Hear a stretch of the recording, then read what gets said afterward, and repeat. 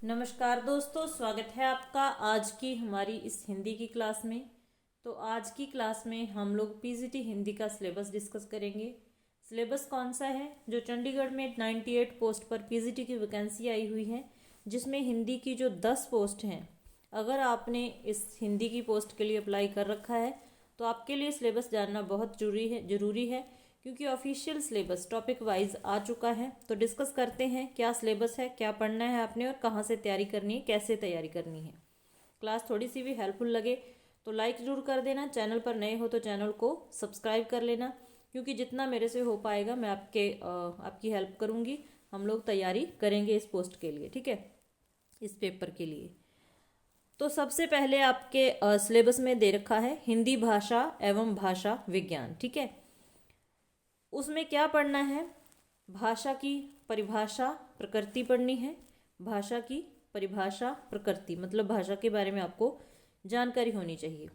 फिर भाषा के विविध रूप, बोली क्या होती है, उपबोली क्या होती है, मातृभाषा, राज्य भाषा, राजभाषा, राज्य भाषा और राजभाषा, राष्ट्रभाषा, संपर्क भाषा, अंतर्राष्ट्रीय भाषा। तो मतलब कि ये जो भाषा के अलग अलग रूप हैं, इनके बारे में आपको पढ़ना है। फिर ध्वनि विज्ञान आ जाता है, इसमें पढ़ना है ध्वनि की उत्पत्ति प्रक्रिया, ध्वनि यंत्र, ध्वनि के प्रकार, स्वर और व्यंजन। यहाँ से प्रश्न आने की संभावना होगी, रहेगी, बनेगी, तो वो है स्वर व्यंजन, स्वरों का वर्गीकरण, व्यंजनों का वर्गीकरण, ठीक है। वैसे मैंने ये करवा रखा है टॉपिक, मतलब ज़्यादातर टॉपिक हम पढ़ चुके हैं इस चैनल पर। नए हो तो आप जरूर जुड़ सकते हैं अपनी तैयारी को बेहतर करने के लिए। तो भाषा परिवार, भाषा परिवार से अभिप्राय है, क्या अभिप्राय है?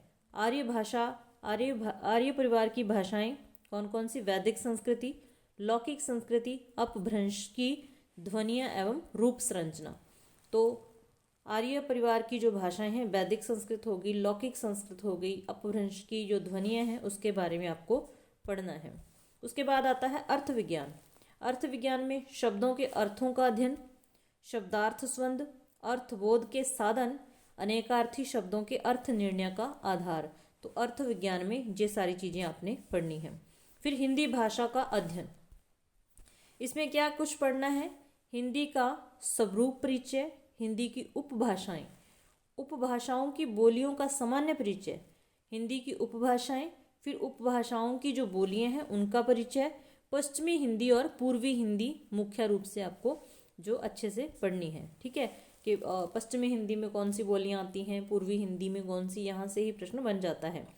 अवधी भाषा का साहित्यिक भाषा के रूप में विकास, संरचना और व्रज भाषा, मतलब हिंदी भाषा का स्वरूप, विकास, सब कुछ पढ़ना है।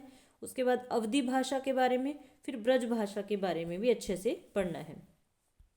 उसके बाद है मानक हिंदी। मानक हिंदी में आपको क्या पढ़ना है? मानक हिंदी और खड़ी बोली में क्या अंतर है? मानक हिंदी और खड़ी बोली में क्या अंतर है? मानक हिंदी की ध्वनियाँ, ठीक है। फिर मानक हिंदी में शब्द भंडार एवं उसके विविध रूप, मानक हिंदी की रूप संरचना, रूप संरचना में क्या कुछ आ जाएगा? वही संज्ञा, सर्वनाम, विशेषण, क्रिया विशेषण, अव्यय आ जाएगा, उपसर्ग, प्रत्यय, अव्यय, कारक, संधि, समास। तो ये सारी मतलब हिंदी व्याकरण आ गई। क्या कुछ पढ़ना है इसमें, वो सारी चीज़ें आ गई। उसके बाद मानक हिंदी की वाक्य संरचना। तो हिंदी का कोई पेपर हो और वाक्य से प्रश्न ना आए, ऐसा नहीं हो सकता। तो वाक्य की परिभाषा, वाक्य के प्रकार, किस आधार पर वाक्य के कितने प्रकार हैं, वो सारी चीज़ें इसमें आपने पढ़नी है। उसके बाद है हिंदी राजभाषा के रूप में। तो मतलब हिंदी की जो संवैधानिक स्थिति आ जाएगी वही इसमें आपने पढ़नी है, जो एसटेट के सिलेबस में था।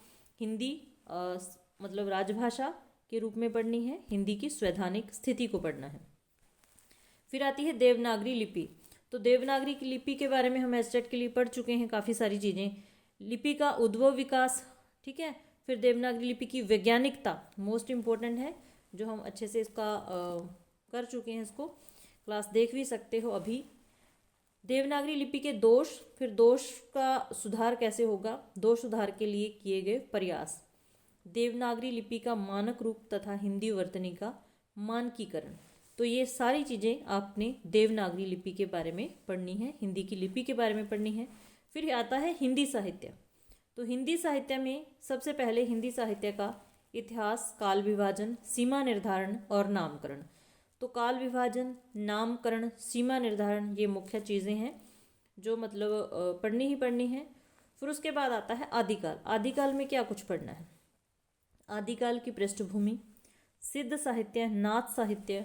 तो HPSC PGT Hindi subjective exam के लिए ये सारी क्लासें चल रही हैं। सिद्ध साहित्य पढ़ लिया, नाथ साहित्य पढ़ लिया, रासो साहित्य पढ़ लिया, जैन साहित्य हमने पढ़ लिया है।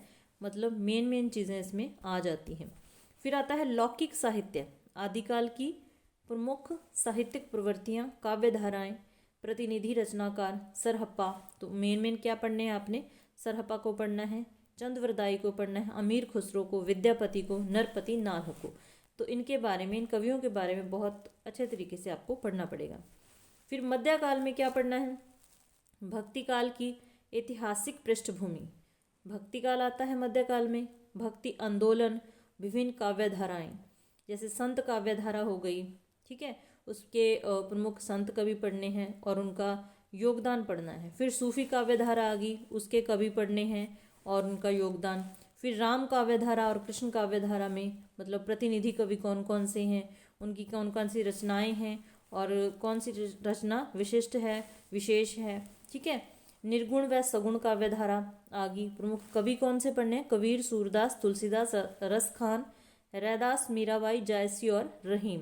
तो ये सारे कवि, इनके बारे में डिटेल से पढ़ने हैं कि ये कौन सा कवि किस धारा से जुड़ा हुआ है, ठीक है, और उनकी जो मुख्य काव्य रचनाएं हैं उसको भी ध्यान रखना पड़ेगा। फिर आता है रीतिकाल। तो रीतिकाल का सबसे पहले नामकरण। रीतिकाल में कौन से रीति सिद्ध कवि हैं, कौन से रीतिबद्ध हैं, कौन से रीति मुक्त हैं, अच्छे से पढ़ना पड़ेगा। उसकी परिस्थितियाँ, प्रवृत्तियाँ, विभिन्न धाराएं, प्रतिनिधि कवि व रचनाएं, सामाजिक सांस्कृतिक पृष्ठभूमि, प्रमुख कवि कौन से पढ़ने हैं? केशव को पढ़ना है, बिहारी को, घनानंद को, भूषण को, मतीराम को, देव को, सेनापति और पद्माकर को, ठीक है। तो ये कवि आपने रीतिकाल में अच्छे से पढ़ने हैं। उसके बाद आता है आधुनिक काल। आधुनिक काल थोड़ा लंबा समय है आधुनिक काल का, तो काफ़ी सारी चीज़ें आ जाती हैं इसमें और हर चीज़ को पढ़ना पड़ेगा और यहाँ से प्रश्न भी पक्का ही आते हैं। क्लास अच्छी लगे, जानकारी अच्छी लगे तो लाइक ज़रूर कर देना और अपनी तैयारी में हेल्प के लिए चैनल को भी सब्सक्राइब कर सकते हो। आधुनिक काल की पृष्ठभूमि, फिर नामकरण, फिर काल विभाजन, फिर विशिष्टताएं आ जाती हैं। आधुनिक काल उसका नवजागरण। आधुनिक काल में सबसे पहले भारतेंदु युग आता है।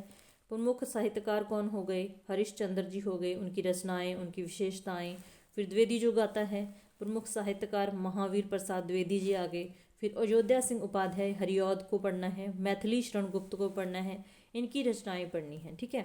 उसके बाद आते हैं शायवादी काव्य। शायवादी काव्य धारा में प्रमुख साहित्यकार सबसे कौन है? जयशंकर प्रसाद जी, माखनलाल चतुर्वेदी, सूर्यकांत त्रिपाठी निराला जी, सुमित्रा नंदन पंत, महादेवी वर्मा, इनकी रचनाएं, विशेषताएं पढ़नी है क्योंकि शायवाद के 4 जो मुख्य स्तंभ माने जाते हैं उन्हीं के नाम यहाँ दिए हुए हैं। फिर उत्तर शायवादी काव्य की विशेषताएं। फिर उसके बाद प्रगतिवाद आ जाता है। प्रगतिवाद में केदारनाथ अग्रवाल आ जाते हैं, सुभद्रा कुमारी चौहान आ जाते हैं, नागार्जुन आते हैं, शमशेर बहादुर सिंह जी आते हैं, फिर भवानी प्रसाद मिश्र, मुक्तिबोध, ठीक है। उसके बाद आता है प्रयोगवाद और नई कविता। तो प्रमुख साहित्यकार कौन से हो गए इसमें? अज्ञे हो गए, धर्मवीर भारती हो गए, नरेश मेहता हो गए, रघुवीर सहाय हो गए। ये सारे एनसीईआरटी के कवि भी हैं, लेखक कवि वही मतलब इकट्ठे हुए पढ़े हैं, मतलब सब कुछ पढ़ना है। फिर विजय देव नारायण शाही हो गया, जगदीश गुप्त हो गया। फिर आती है समकालीन कविता जिसमें अशोक वाजपेयी को पढ़ना है, अरुण कमल को, आलोक धनवा जो 12वीं में कविता है, पतंग आलोक धनवा की है, लीलाधर जगूड़ी आ गया, वेणुगोपाल, अनामिका, अनुज लुंगुन। तो ये कुछ नए से कवि हैं, मतलब इनकी रचनाएं अच्छे से आपको देखनी पड़ेंगी। नंद चतुर्वेदी और हरीश भादानी, रचनाएं और विशेषताएं इनकी देखनी है। फिर आता है हिंदी गद्य।